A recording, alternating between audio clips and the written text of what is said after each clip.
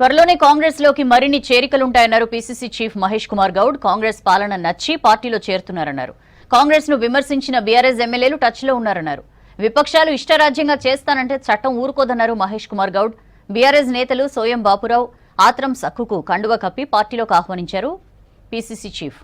CM Revanth Reddy నాయకత్వంలో అనేక సమస్యలు పరిష్కారం అవుతున్నాయన్నారు మాజీ ఎంపీ సోయం బాపురావు. సీఎం రేవంత్ ఆదివాసీల హక్కుల కోసం కాంగ్రెస్ పాటుపడుతుందన్నారు బీఆర్ఎస్ మాజీ ఎమ్మెల్యే ఆత్రం సక్కు.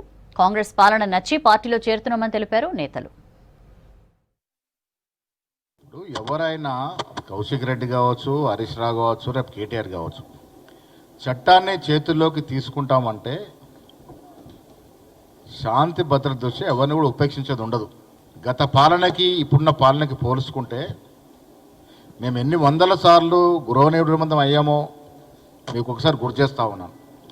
ప్రజాస్వామ్యతంగా నిరసన తెలిపే హక్కు కూడా ఆ రోజుల్లో లేనటువంటి పరిస్థితి. ఇక్కడ ఉన్నట్టు మా బల్మూరు వెంకట్ గారిని ఎన్నిసార్లు అరెస్ట్ చేసినారు, రేవంత్ రెడ్డి గారిని మమ్మల్ని ఎన్నిసార్లు హౌస్ అరెస్ట్ చేసినారు. ఒక్కసారి గుర్తు చేసుకోవాల్సిందిగా నేను హరీష్ రావు గారిని, కేటీఆర్ గారిని కోరుతా ఉన్నాను.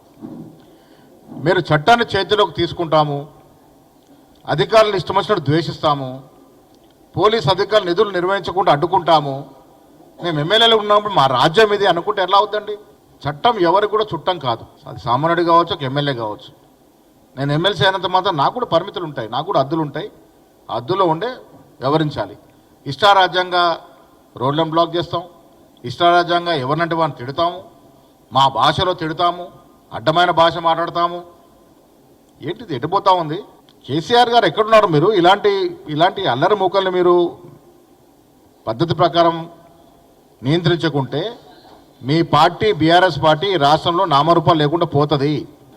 రాజకీయాల్లో పరిస్థితులకు అనుగుణంగా కొన్ని మార్పులు చేర్పులు ఉంటాయి. ఆత్రం సక్కు గారు కాంగ్రెస్ బిడ్డ, 2 మార్లు ఎమ్మెల్యేగా చేసినారు. ఆనాడు అక్కడున్నట్టు పరిస్థితుల దృష్ట్యా కొన్ని ఇబ్బందులకు గురై పార్టీ మారినారు.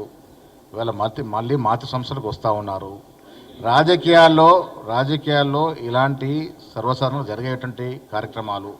ఇవాళ కాంగ్రెస్ పార్టీ గొప్ప సంక్షేమ కార్యక్రమాలు ఇస్తుంది, అభివృద్ధి కార్యక్రమాలు చేస్తూ ఉంది, విద్య వైద్యం మీద ప్రత్యేక శ్రద్ధ పడుతూ ఉంది, రైతుల్ని మహిళల్ని అన్ని విధాలుగా ఆదుకుంటూ ఉంది.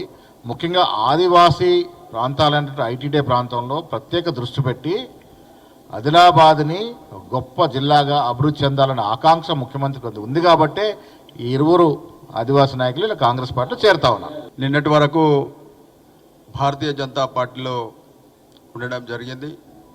ఈరోజు భారతీయ జనతా పార్టీకి రాజీనామా చేసి రాష్ట్ర అధ్యక్షుడు మహేష్ కుమార్ ఆధ్వర్యంలో ఈరోజు కాంగ్రెస్ పార్టీలో చేరడం జరిగింది.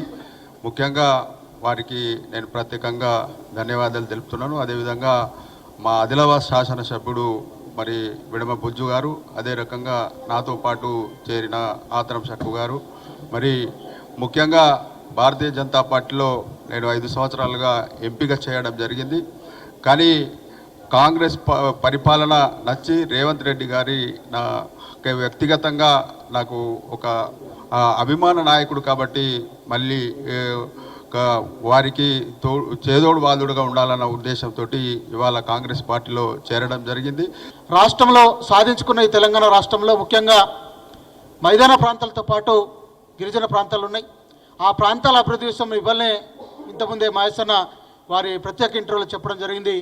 ముఖ్యంగా ఐటీడీఏ ప్రాంతాల్లో ఉన్నటువంటి ఆదివాసుల విషయంలో ఈ రాష్ట్ర ప్రభుత్వానికి కాంగ్రెస్ పార్టీకి ఒక ప్రత్యేకమైన విజన్ ఉన్నది. ఆ విజన్ను ముందుకు తీసుకోవడం కోసమే పెద్దలు సోయం బాపురావు గారి నాయకత్వంలో గతంలో మేము పనిచేసినాం. వారి అడుగుజాడల్లో మరొక్కసారి కాంగ్రెస్ పార్టీలో పెద్దలు రేవంత్ అన్న గారు తీసుకున్నటువంటి ఈ కార్యక్రమాలను ప్రజలకు తీసుకెళ్ళి అటు కాంగ్రెస్ పార్టీగా ఇటు ప్రభుత్వ పరంగా తీసుకున్నటువంటి కార్యక్రమాలు ముందుకు తీసుకెళ్ళి ఈ ప్రాంతంలో ఉన్నటువంటి అన్ని వర్గాల ప్రజలకు, ముఖ్యంగా ఎస్సీ ఎస్టీ బీసీ మైనారిటీ ప్రజల కోసం మరి కాంగ్రెస్ పార్టీగా తీసుకున్నటువంటి అనేక కార్యక్రమాలు ప్రజలకు తీసుకెళ్ళి ఈ రాష్ట్రాన్ని మరింత అభివృద్ధి పరచడానికి తప్పకుండా నా వంతుగా కృషి చేస్తానని